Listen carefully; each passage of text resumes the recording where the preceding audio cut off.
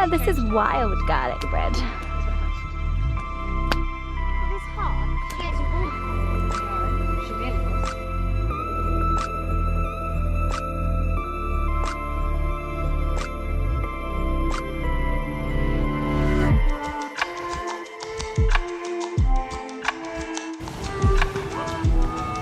King Alfred cakes.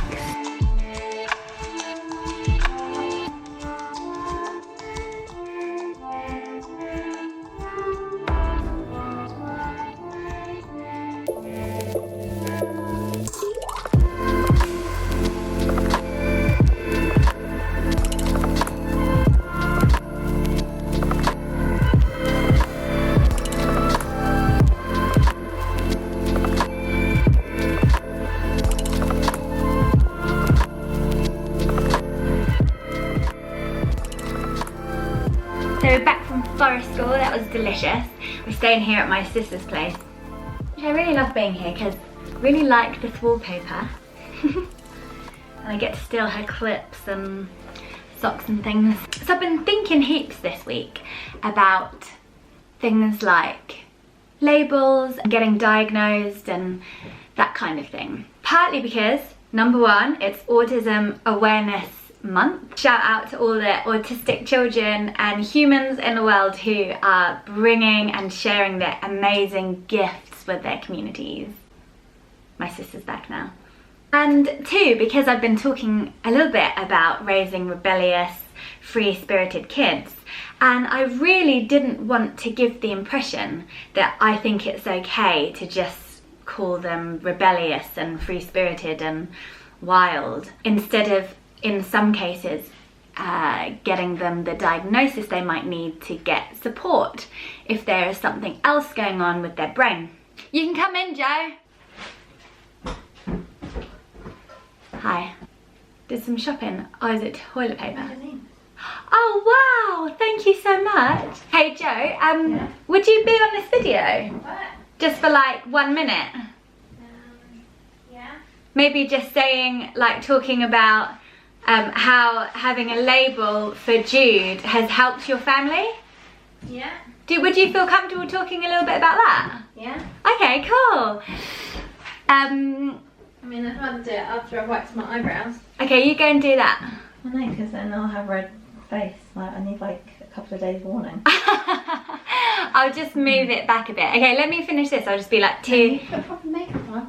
I just put some of your mascara on. That's all I've put on. I haven't got foundation on or anything. Yeah, so I had a horrible shock a couple of days ago and I was reading about ADHD. I think there's loads of kids with ADHD in unschooling communities, and I think that's because heaps of kids with ADHD have tried school and it hasn't been a good environment for them. And also simply because parents realise that their child has some neurodiversity and can see that homeschooling will much better support that. And within the homeschooling community, some kids do have a diagnosis and some kids don't. But I've noticed that there's a massive tendency in the respectful parenting world to not want to label kids. And while I can see it's not a good thing to pathologise wild, natural child's behaviour, I can kind of see that, and how it's a shame if we simply put kids that don't need it on medication. I can understand that nuance. But over the last week, I've seen at least 3 of my favourite parenting people, so Alfie Cohn, Naomi Aldor, even Robin Grill, say that ADHD is a made-up thing. That it's just made up rather than actually being a difference in chemical makeup of the brain and wiring. And I think that is so seriously super harmful, because it's stopping children and their families from getting the support that they need.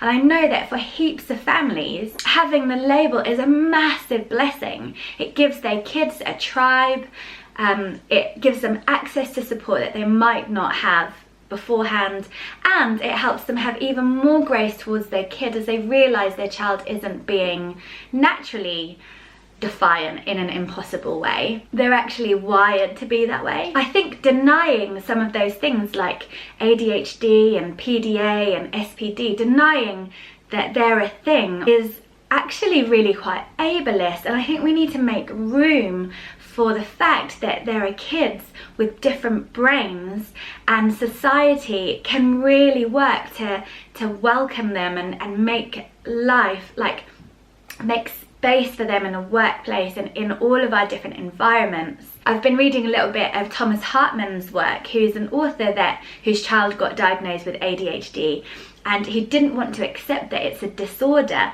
And one night he was researching an anthropological study looking at the shift from hunter-gatherer societies to agriculture, and with like a bolt of lightning he had this sense that his child and other kids with ADD or ADHD, that actually they've got the hunter brain still rather than the farmer brain, because if you're a hunter, it's an absolute credit to you to be impulsive and in touch with your instinct, so you know when something is approaching a danger or an animal you can shoot with your bow and arrow. And it's an asset to be distractible, constantly looking for things on the horizon, for berries and things you can forage. And hyper-focus is a real skill that is critical in surviving in a hunter-gatherer society. And then we shifted to agriculture, where one of the main things is to be rational, methodical and cooperative, to be able to sit there and pick beetles off a plant for like 7 hours. And we live in a world that is basically still a farmer's world, where we appreciate these assets and not those assets. He also likes to think that children with ADHD have the Edison gene.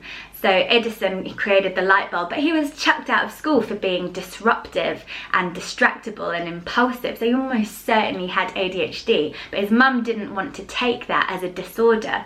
So she worked with her kid, and he left to work on the railroads, created the invention that led to telegraphs, and then he went on to create the light bulb. So a lot of the attributes of the ADHD child are things that we need today. They need to be in a highly stimulated environment where their alertness really pays off. So paramedics, firefighters, rock climbers, explorers, inventors, entrepreneurs, they're really important skills, but we need to see them as a superpower rather than a disorder. Attention deficit hyperactivity superpower. So I might get Joe to join me now, because my nephew Jude is the most amazing little boy. Come here, Joe. Hopefully she doesn't notice that I've got her clip in my hair. I always notice. This is Joe. Hi. She's so great. I don't know where to look. Don't look there. Look in that bit. Don't look at you. Me or the camera, it doesn't matter. Okay. So, Jude, Yeah. your beautiful middle child, Yeah. he was diagnosed with autism when he was 2. Is that right? Yeah, just before his 3rd birthday. Yeah. And how did that change your life? Was it good, bad, a mixture?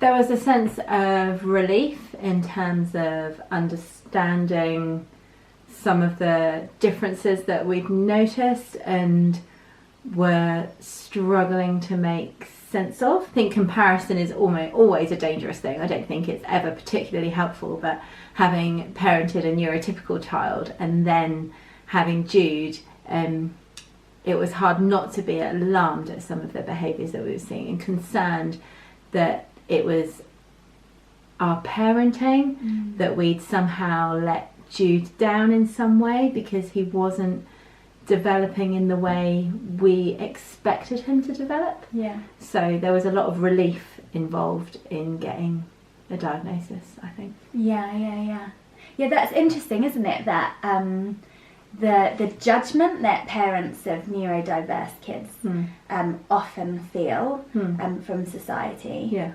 Which I think is common in parenting anyway. Yeah. And then when you heap neurodiversity on top of that, so there was never any sense that there was anything wrong with Jude or that he wasn't wonderful, but he wasn't hitting those milestones that feel quite important when you're parenting and you're made to believe are about what you do or don't do.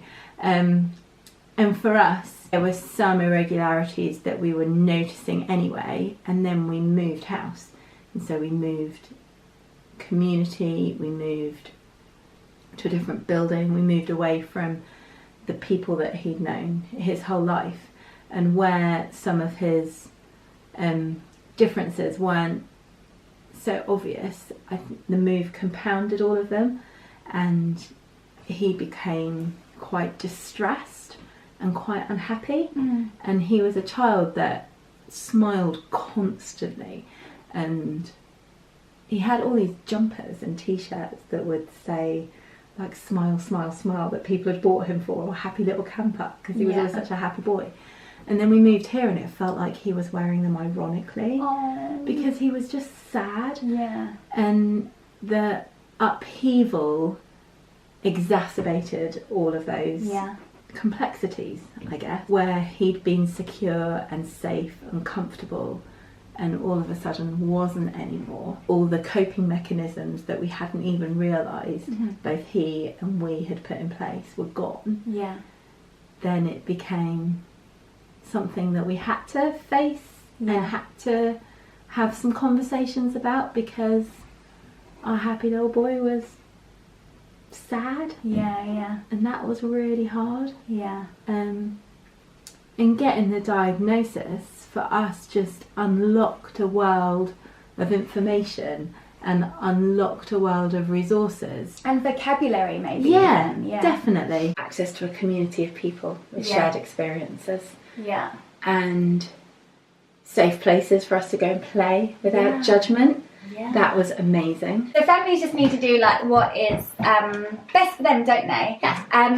And basically, if the defiance or rebelliousness or wild-spiritedness of your child makes you feel as though you can't cope as a family, or is really upsetting for them, they're not happy, or they're getting too overwhelmed, or, you know, it's really affecting your family's kind of equilibrium and ability to cope, it might be worth just having a chat with someone and seeing if it would be helpful to see if there's some kind of neurodiversity going on for them. Do you think, would you say in summary? I would definitely say that. And again, in like parenting, where you're always questioning yourself and always questioning your motives and why you're doing what you're doing, I think one of the things I can say with confidence is that a diagnosis for Jude, or a label for Jude, hasn't been about making parenting easy for us. It's been about making life easier for him. Totally. Which is why I feel comfortable with it.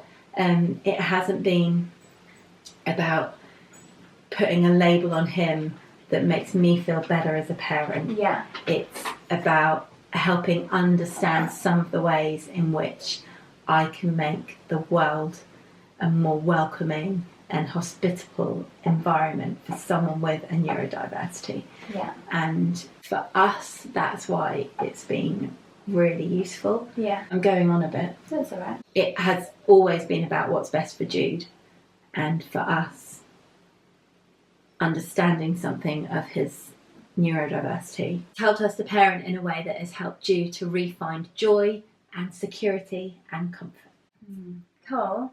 Thanks so much. It's okay. Thanks for being a surprise guest. That's okay. You can come on again, I reckon. Do you reckon? I'm never watching this. Did you know it's Autism Awareness Month? I did. It's so cool, isn't it? Yeah. I'd really recommend, can I do this? Yeah. The National Autistic Society's resources, if that's the particular thing that you would like more information about, because their focus is very much about how we create a world that is welcoming and embracing of neurodiversity, rather than find ways of squashing or even the awful language around curing and things like that. So in this National Autism Awareness Month, I would, in fact it's international. Cool. I would really recommend that.